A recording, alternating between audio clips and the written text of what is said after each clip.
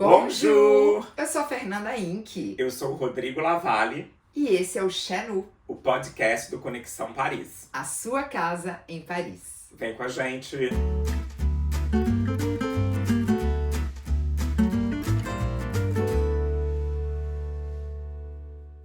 E para inaugurar este podcast, nada mais justo do que nós explicarmos o porquê escolhemos Chenu. Bom, Fernanda, vamos começar pela etimologia da palavra chez, que em latim significa na casa de. Chez moi, Na minha casa. chez nous, Na nossa casa. chez Paul. Na casa do Paul, que a gente também usa para falar de restaurantes, né? Chez Paul, chez Gladine. E se eu disser chez les Brésiliens? Aí a gente tá falando de um grupo de pessoas, né? Os brasileiros. Chez les Brésiliens, on aime prendre de douche. Os brasileiros, nós gostamos de tomar banho. Perfeito! Então, pessoal, essa é a ideia para que você, mesmo aí do Brasil, se sinta em Paris junto com a gente. Nesse podcast, nós vamos falar sobre lifestyle, cultura, vinho, gastronomia, tudo que a França tem de melhor. E do ponto de vista de quem mora aqui, que é bem diferente do ponto de vista turístico. Tudo para te deixar super em casa em Paris. E hoje, para este primeiro episódio, nós decidimos nos apresentar. Afinal de contas, moramos em Paris há muito tempo, estamos aí na frente do Conexão Paris. Mas, Rodrigo, conta aí para os nossos leitores e ouvintes, como é que você veio parar em Paris? Por que Paris?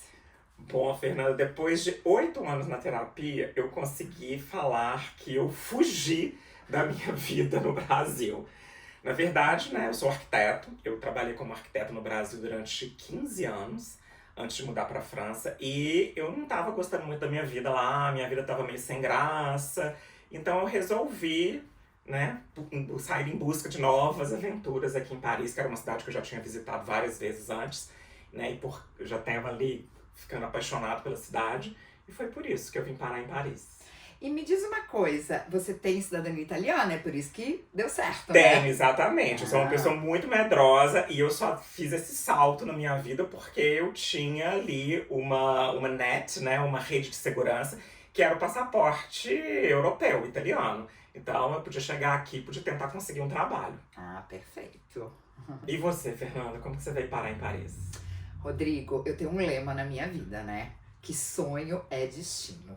Eu vim pra cá pela primeira vez em 2008 e foi uma experiência bem diferente, porque eu fiquei hospedada num apartamento de moradores, aqui na época nem existia Airbnb, moradores idosos, né, que já estavam numa casa de repouso, então o apartamento estava fechado há muito tempo e o apartamento tinha um cheirinho de queijo, que virou assim, sabe, uma memória olfativa que eu relacionei muito a Paris.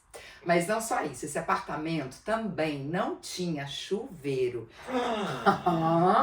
E olha que nós estávamos em Saint-Germain, no Distrito 5. Super Ok. chique. Bom, eu tomei 15 dias de banho na pia do banheiro, né? Eu tinha tudo para ter detestado Paris, mas muito pelo contrário. Tudo isso, assim, fez a minha viagem se tornar ainda mais mágica. Voltei pro Brasil, e aí, bem nesse mesmo ano, saiu uma música que é mais ou menos assim, ó. One day I gonna live in Paris. Sei I exatamente que promise. música é essa. Sabe? Sei, conheço. Então, sonho é destino. Eu repeti. E aí, na época, eu tinha um companheiro, né, que era europeu também, Ok. né, de origem holandesa. Isso permitiu nós imigrarmos pra cá. E vim atrás do meu sonho. E estou aqui há 14 anos. Sucesso. Parabéns pra gente. Parabéns pra gente. E me diz uma coisa, Rodrigo. Qual foi o seu primeiro endereço em Paris? Onde você morou? Nos 5 primeiros anos, eu morei em 5 endereços diferentes. Nossa! Eu comecei morando no 10, ali em Belleville, que era bem no limite do 10 com 19 com 11. Que era uma região bem cosmopolita, porque tinha os chineses. Né? Belleville é muito conhecida pela comunidade chinesa. Sim. Depois eu fui morar no 12, que já era o completo oposto. Eram só franceses, brancos, bem burguês. Depois eu mudei para o 18, Montmartre, atrás da igreja, que era zero turístico, né? Se a gente tem essa imagem de Montmartre super turística, esse lado de Montmartre que eu morava era super pouco turístico, parecia que eu tava numa cidade do interior. Tá. Depois eu mudei de novo pro 12, ali perto do Marché d'Aligre, que é super animado, super gostoso. Tem uma mistura de vida do interior com uma vida um pouco mais cosmopolita de bares, restaurantes. E tô aqui no 11 tem 10 anos. Eu fiz 10 anos agora em fevereiro. Que eu moro aqui no 11, que é o melhor, que eu acho um dos melhores quartiers de Paris. Não, é maravilhoso. Aqui é super central, é muito bom mesmo. E é muito rico, né, essa experiência da gente morar em vários distritos diferentes de Paris. Porque é isso, né? Cada bairro tem uma vida muito íntima, né? Exato. E você já morou em quais arrondissements parisienses? Olha, muitos também. Mas o meu primeiro apartamento em Paris foi muito curioso, porque foi na Rue de Rosiers. Ah, no centro do Marais. No centro do Marais. E assim, tinha um lado bom e um lado ruim, né? Era bom porque eu tava muito próxima do Rio Sena. Eu lembro que eu tinha um hábito de quase diariamente ir ler na Ile Saint-Louis, olhando Notre Dame, né? Que até então as costas dela estavam intactas. Mas era um pouco difícil também, porque como ali é um bairro judeu, né? Muito comércio no domingo. Então a Rue de Rosiers no domingo era muito barulhenta. Era uma festa, na verdade. Então você tinha que estar meio que no espírito, né? Às vezes queria dormir um pouquinho mais tarde. Não era possível, porque o barulho era muito intenso. E também tudo preço de turista, né? Desde a baguete até o aluguel, naturalmente. Exato. E lá, logo depois, na sequência, eu fui pro 17, para uma área bem residencial. Mas eu achei, assim, muito longe de tudo, assim. O apartamento era ótimo. Nossa, foi acho que o melhor apartamento que eu morei aqui. Mas ele era bem longe. E aí... A minha questão com o 18, onde eu morei, também era que ficava muito afastado do centro turístico de Paris, que era, né, onde eu estava trabalhando no Conexão Paris. Eu tinha que estar ali diariamente, era muito complicado ir e voltar. Pra mim um pouco a mesma coisa. O 17M, né, com os tours noturnos de bike, que antigamente nós terminávamos a 1h da manhã, era muito complexo para eu voltar. Então, realmente, a localização, embora Paris seja uma cidade pequena, né, ainda assim era meio chato para voltar. E aí, depois do 17, eu volto pro Marais, pra Rue de Tournelle, né, que fica ali limite Marais e Bastille. Mas assim, era um apartamento de 15 metros quadrados. Sim, gente, é possível ver apartamento de 15 metros quadrados. Eu te visitei nesse apartamento, quando a gente se conhece, acho que você morava nesse apartamento. Acho que sim, acho que foi isso mesmo, na Rue de Tournelle. Localização perfeita, né, mas com problema de espaço e tudo mais, mas era fantástico. Morar no Marais é simplesmente fantástico, você tá realmente no centro de Paris. Depois de lá eu fui pro 19, mas eu também amei, porque aí eu saí desse circuito turístico e fui pro local, né, onde moram mais pessoas que não estão fazendo turismo. E eu simplesmente amei, perto dos canais, né, Canal d'Ourcq e o Canal Saint-Martin. E depois, em 2020, eu me mudei pro Distrito 20, que é onde eu estou até hoje, que é ali próximo ao cemitério Père Lachaise, e que é uma região que eu amo, que tem um comércio local fantástico, assim, na minha rua. Eu tenho, assim, 3 queijarias, 3 supermercados, banco, correio, de carne, boucherie, como é que fala em português? Gente, charcuterie, né? Tudo que é carne. Então, assim, eu sou muito feliz ali onde eu moro, porque além de ser bem localizado, né, embora seja no norte de Paris, de metrô eu tô no centro em 15 minutos, de bike também. E tem essa vida local de bairro que eu sou fascinada. Então você tá vivendo uma vida bem parisiense. Bem parisiense. E por falar em Chenu, Chemois, a gente tá na minha casa, viu, pessoal? Isso aqui vocês estão vendo, pra quem está assistindo no YouTube, nós estamos na minha casa. É a casa do Rodrigo. Eu amo essa casa, gente. E me diz uma coisa, como é que começou o seu trabalho aqui com Conexão Paris? Foi seu primeiro trabalho? Como é que foi? Foi o meu primeiro trabalho. Eu sou de Belo Horizonte e a Lina, que é a criadora do Conexão Paris, né, ainda como blog, ela também é de Belo Horizonte. E foi a filha dela, Mariana, quem me contactou aqui em Paris, que ela descobriu através de amigos em comum que eu morava aqui. Então ela me convidou para colaborar com elas ainda no blog. Então eu comecei como um colaborador, eu escrevi alguns artigos por semana. E, né, a coisa foi desenvolvendo até hoje, né? Onde eu sou sócio do blog, do Conexão Paris Empresa, né? A Aline e a Mariana não estão mais no Conexão Paris. Então eu e a Fernanda que estamos no Conexão Paris. Mas começou assim. E isso era 2011? 2011, exatamente. Muito tempo. Eu fiquei 1 ano em Paris, só meio que num ano sabático. Eu cheguei E fiquei só passeando, curtindo a cidade, conhecendo tudo. E comecei a trabalhar no Conexão Paris 1 ano depois. Ah, que maravilha. E você, Fernanda? Bom, eu cheguei aqui, eu sou formada em comunicação social, né, com habilidade de publicidade e propaganda, e sempre tive um desejo muito forte de trabalhar como jornalista cultural. E quando eu cheguei aqui, eu estava fazendo uma pesquisa autodidata sobre arte urbana, que é um tema que sempre me interessou muito. E aí eu precisava monetizar. E aí eu descobri o Conexão Paris, entrei em contato com a Lina, não conhecia nem a Lina nem o Rodrigo. A Lina adorou a ideia, porque ela achou, assim, muito diferente falar de street art, né? Era um tema novo. Hoje é mais mainstream, mas naquela época era algo ainda muito autêntico, né? E aí a Lina falou, Fernanda, acho essa ideia fantástica, mas eu não falo nada no meu blog se eu não testar antes. E aí foi na ocasião que eu te conheci, inclusive. Sim, fizemos um tour de street art pelo 19, pelo 20. Foi em Belleville, Belleville. né? E é muito interessante porque nessa época, gente, na visão dos turistas, Belleville era considerada uma região no-go zone. Hoje já é super bobô, né? Boêmio burguês, né? Que é essa expressão que a gente usa muito aqui. Mas na ocasião, não era. E aí foi muito legal porque a Lina, que já morava aqui há 30 anos, eu levei ela, e você, não sei, no seu caso você já conhecia, mas a gente foi no Parque de Belleville, no Belvedere. Uhum. E a Lina falou, meu Deus, eu moro 30 anos aqui e não conhecia esse parque, não conhecia essa vista. E aí eu acho que eu ganhei o coração da Lina nesse momento. Foi, com certeza. Você já conhecia quando você foi? Conhecia, eu a conhecia. Lina não conhecia. É o lado B, né? É o de lado Paris. B. Aliás, eu comecei aqui totalmente com o lado B, né? Interessante que você falou de ser jornalista cultural, porque quando eu era adolescente e morava em Belo Horizonte, tinha uma jornalista mineira que morava aqui, ela chamava Nina Chaves, e todo domingo tinha um caderno no Estado de Minas, o jornal, né, dos mineiros, onde ela contava coisas sobre a vida de Paris. Olha. Então ela falava de restaurantes, de moda, de bares, tudo que estava acontecendo culturalmente na cidade. E eu era fascinado por essa coluna. Olha. Eu acordava domingo de manhã, a primeira coisa que eu fazia era ler essa coluna. Nossa. E aí depois, quando eu fui fazer vestibular, eu sou formada em arquitetura, mas eu fiz aquele teste vocacional e falava que eu podia ser um jornalista.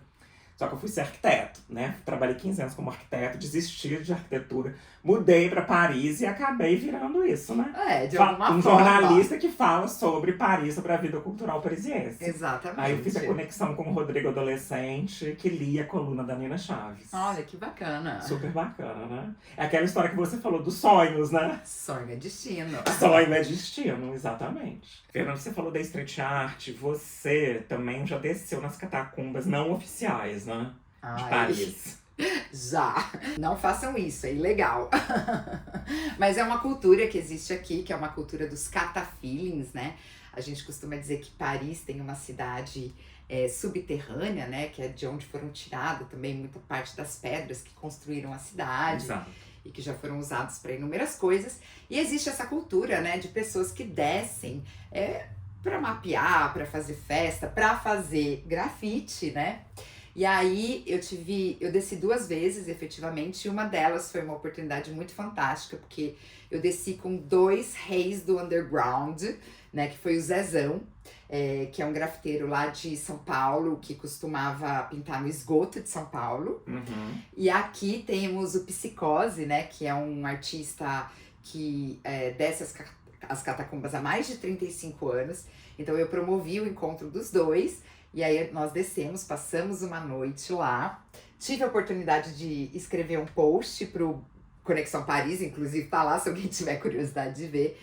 E foi considerado de fato um post como um furo de reportagem, né? Porque todo mundo só conhecia as catacumbas, né? Que é possível visitar com ticket aqui. Esse sim eu recomendo, tá, pessoal? Vale a pena. É tipo um ossário, né? Tem milhares e milhares e milhares de esqueletos.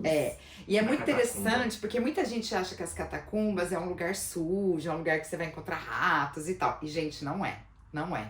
É muito pelo contrário, assim, né? Com essas pedras que a gente tem aqui de calcário, quando chove, parece que você tá dentro de uma gruta, assim, parece um mundo paralelo, é uma experiência super diferente, tem que estar com luz, eles enfeitam com vela, é assim, é uma experiência fantástica. No caso das catacumbas não oficiais. As catacumbas oficiais, aí é onde você vai realmente ver mais essa parte dos ossários. E a visita só é feita com guia, né? Só com guia, exatamente. Exato. São sempre visitas guiadas. Bom, aí nós começamos, né? Eu começo então com o street art e depois a gente evolui para o Passeio Meia-Noite em Paris, que foi lançado em 2013, né? Que eu acho que Exato. foi a grande liga aí, né, do Conexão Paris com o Meia-Noite em Paris, né?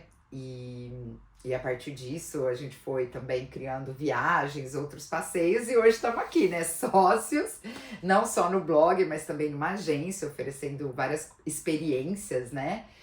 Diferentes. Então, esse é o trajeto em Paris. E o Meia-Noite em Paris foi um sucesso imediato, né? Foi, gente, foi uma coisa muito legal. Eu lembro que, justamente quando eu comecei com o passeio de street art, embora a Alina falou assim, Fernanda, esse assunto é fantástico, muita gente vai gostar, mas talvez você não consiga monetizar o tanto necessário, porque ainda assim continua um assunto muito de nicho. E aí eu contei pra Alina que eu fazia esse passeio noturno, porque eu achava que Paris à noite era muito mal explorada, e a cidade luz, a cidade fica mais vazia. Então assim, né, quando a gente mora em Paris, principalmente no início, hoje é uma profissão, mas no início, amigos de amigos que vinham pra cá falavam, você me leva pra passear? E eu dizia, eu levo, mas só se for de bike, se for à noite. E aí todo mundo ficava encantado e tal. E um dia eu contei essa história pra Lina. E a Lina falou, mas Fernanda, esse é o serviço que o nosso público vai amar. Ela escreveu no blog, num domingo. Na segunda-feira eu tinha mais de 50 e-mails de pessoas interessadas no passeio.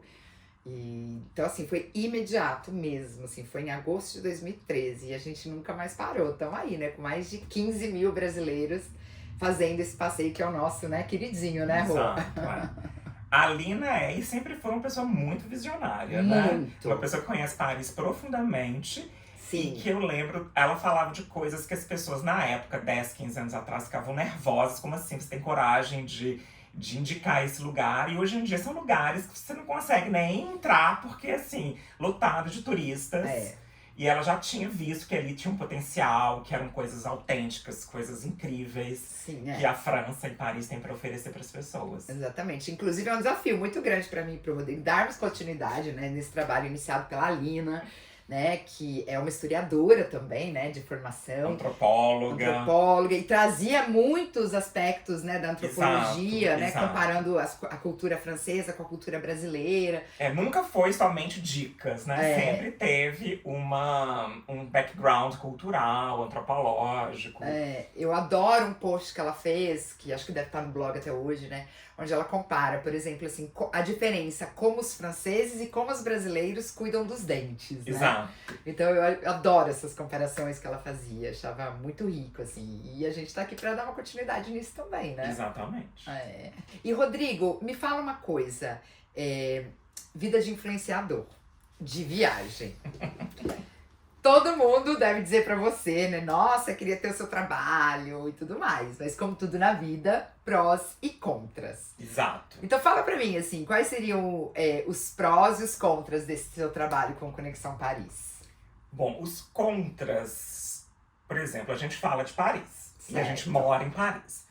Então, eu acho muito saber o limite até onde você vai estar criando conteúdo e a partir de qual momento você vai estar só vivendo a sua vida. Sim. Né? Aproveitando com seus amigos ou sozinho mesmo, sem a necessidade de estar criando conteúdo. Sim. Seja num restaurante, seja num passeio, seja numa exposição que você está indo. Então, eu acho que é muito isso. Se você deixar, você tá 24 horas por dia criando conteúdo e trabalhando. Sim.